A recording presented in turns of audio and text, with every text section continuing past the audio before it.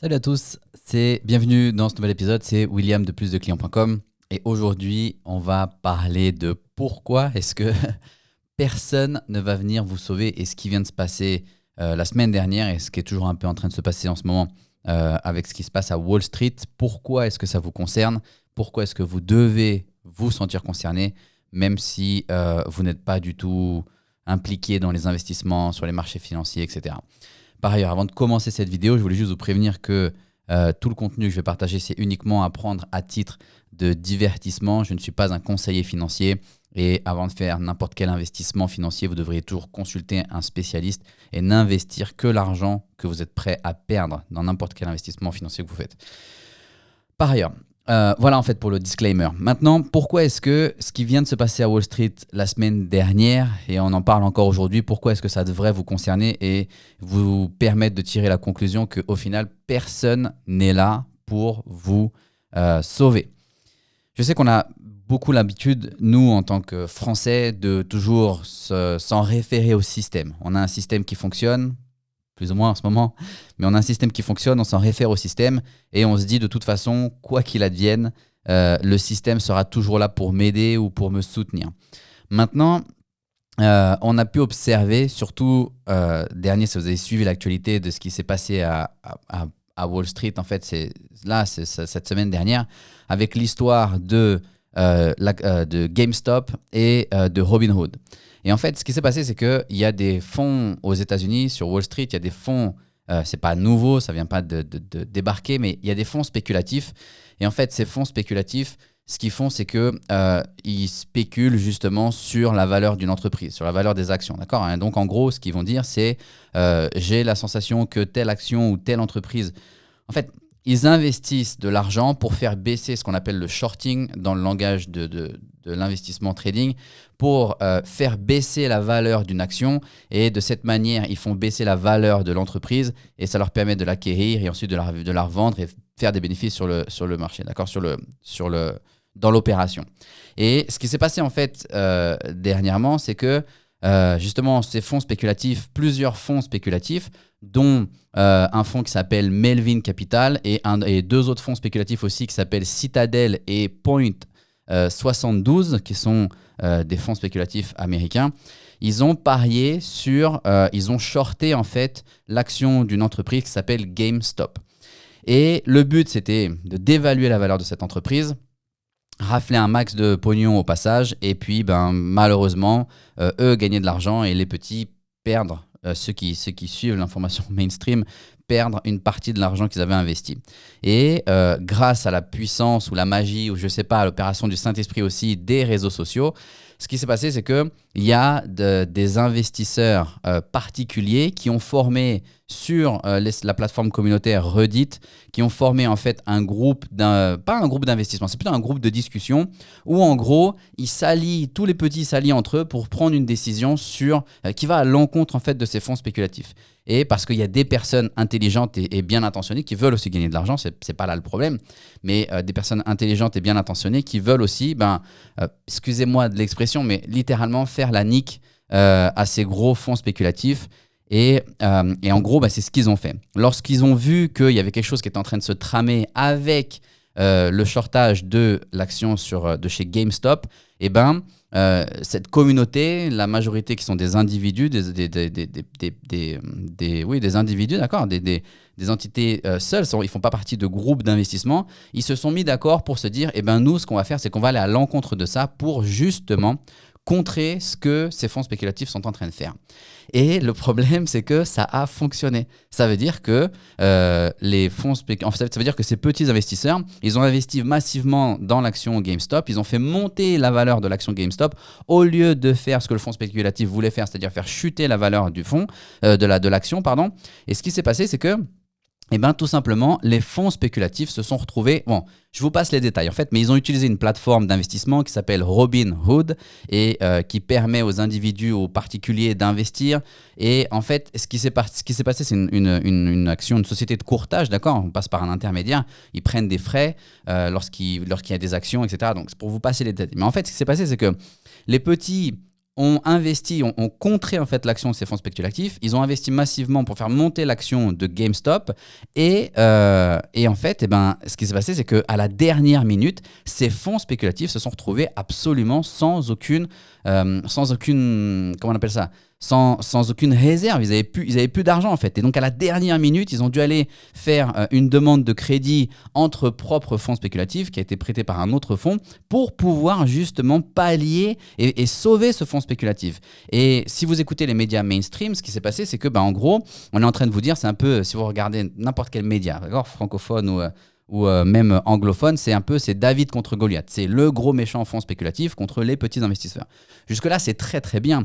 Sauf que ce qui s'est passé, en fait, c'est que, en gros, la société de courtage qui était responsable, une des sociétés de courtage, la principale qui était responsable et qui avait prêté de l'argent, indirectement prêté de l'argent à ce fonds spéculatif pour opérer cette opération de shortage, lorsqu'ils ont vu que leur plan il était complètement en train de tomber à l'eau, ils ont tout simplement interdit les petits investisseurs, les particuliers, à vendre leurs actions et à encaisser leurs gains, voire même vendre leurs actions sans l'accord des petits investisseurs.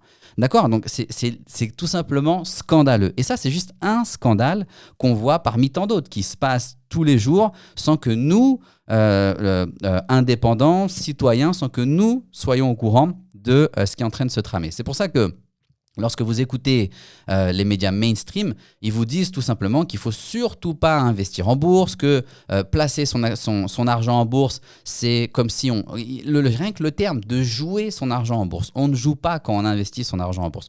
Je ne suis pas un spécialiste de la bourse. J'aime lire et m'informer parce que c'est intéressant et c'est aussi une manière de faire fructifier son capital. Une manière, d'accord, c'est pas la manière, c'est une manière aussi de faire fructifier son capital. Et donc, c'est la responsabilité de chaque individu de se former pour pouvoir préserver son capital, faire développer et fructifier son capital pour soi, pour le futur, pour sa famille, etc. D'accord?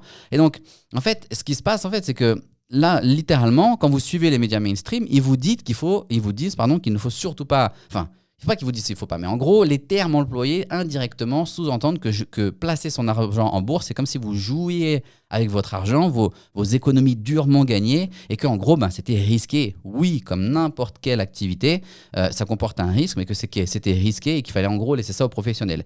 Et que ce qui était en train de se passer, c'était un peu qu'il fallait réguler. Ça, en fait, ça rentre dans de la politique, c'est complètement n'importe quoi, mais ça rentre dans de la politique. Je ne vais pas rentrer dans les détails, aller chercher l'information.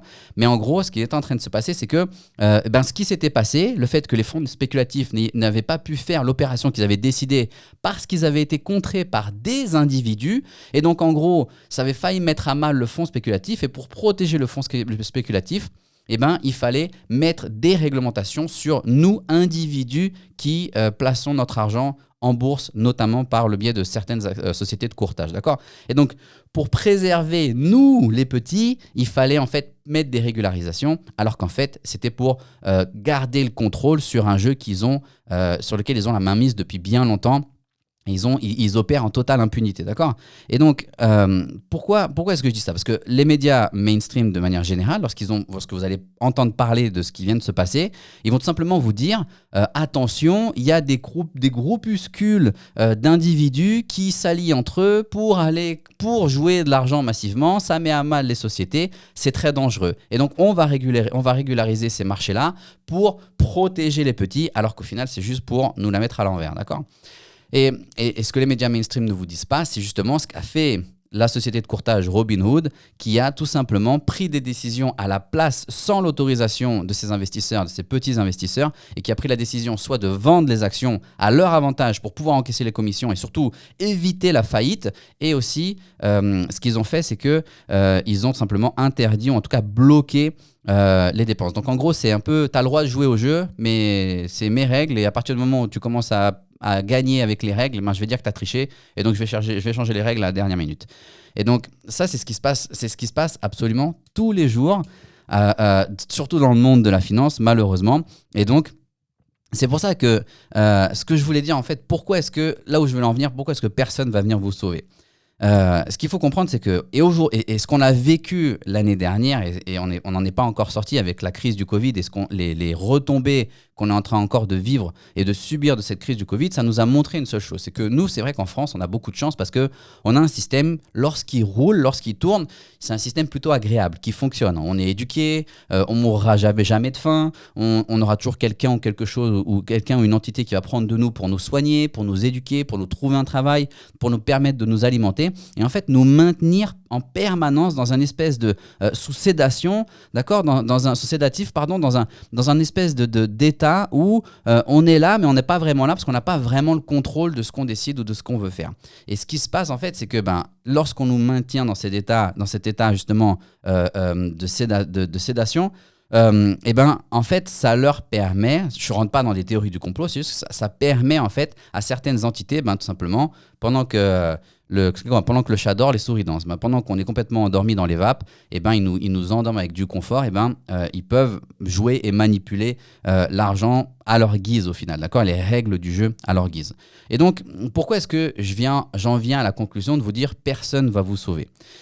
S'il y a bien une chose, une leçon, et j'espère que, je vous le souhaite sincèrement, que vous n'ayez aucun proche qui ait pu souffrir directement, indirectement, indirectement c'est difficile, mais directement du Covid et de réellement de la situation qu'on est en train de vivre. Je ne suis pas en train de dire que le virus il n'existe pas ou quoi que ce soit, mais s'il y a bien une chose que cette année dernière, l'année 2020 pardon, et l'année qui vient maintenant, 2021, une leçon à tirer de ce qu'on vient de vivre, c'est ça en fait, c'est le système qu'on nous vend depuis le début, il est excessivement fragile.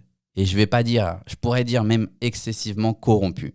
Et donc, si vous voulez, vous, en tant qu'individu, pouvoir, je ne vais pas dire renverser le système, parce que lorsque vous êtes un individu, vous n'avez aucune chance de renverser le système, d'accord? Mais soit faire jouer le jeu du système en votre faveur pour faire la différence pour vous, votre famille déjà dans un premier temps, et peut-être les gens que vous allez impacter autour de vous, mais surtout arrêtez d'être dans cette espèce d'état de coma artificiel par ce système.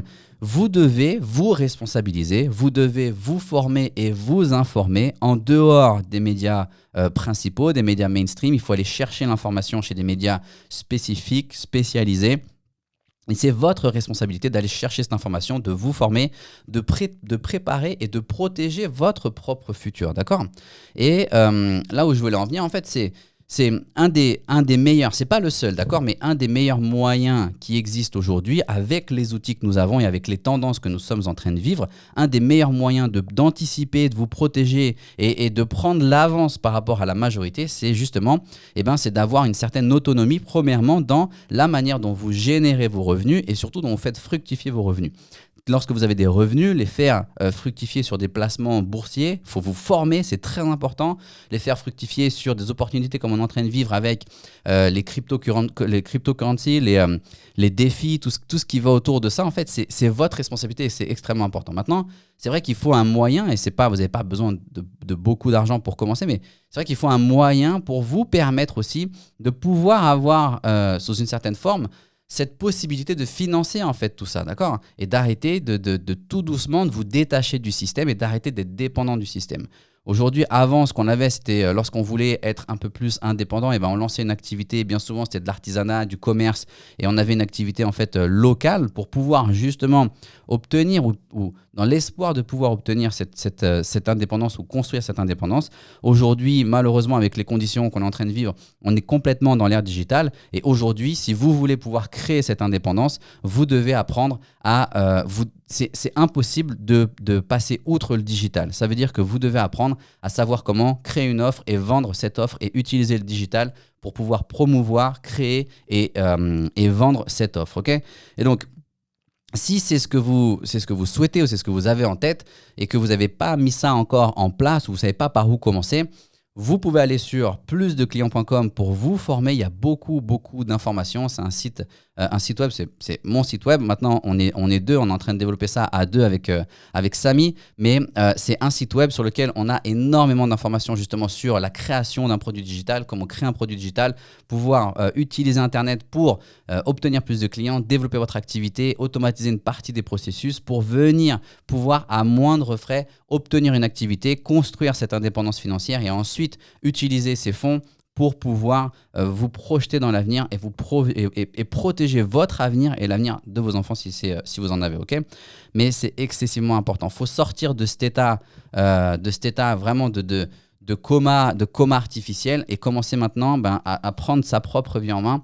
Et l'exemple qu'on vient de voir ou qu'on est en train de vivre actuellement, qui est juste un feu de paille, d'accord, qu'on est en train d'observer avec ce qui s'est passé avec Robinhood, allez chercher l'information, c'est très important et c'est très intéressant, ça nous concerne. C'est pas parce que c'est sur le marché américain que ça nous concerne pas, ça nous concerne, ça concerne l'économie mondiale, tout ce qui est en train de se passer en ce moment. Et c'est de notre responsabilité en tant que citoyen, en tant que père de famille ou maman de famille, en tant qu'individu, en tant qu'entrepreneur, d'anticiper ces choses-là, en tout cas de se protéger pour ces choses-là. Ok ? Donc, si vous voulez plus d'infos pour savoir comment est-ce que vous pouvez justement créer votre activité sur Internet, utiliser Internet pour obtenir plus de clients, développer votre activité, automatiser une partie de cette activité et surtout améliorer votre positionnement également. Dans ce cas-là, vous pouvez aller sur plusdeclients.com. Il y a beaucoup d'informations. Si vous voulez aller plus vite et pouvoir mettre en place ce système plus rapidement pour très rapidement pouvoir commencer à vendre votre propre infoproduit, produit, votre service, dans ce cas-là, vous pouvez m'envoyer un message directement via Messenger. Ok ? Donc, en attendant, je vous dis, formez-vous, c'est votre responsabilité. Allez sur plusdeclients.com également, envoyez-moi un message si vous voulez et prenez soin de vous et je vous dis à la prochaine.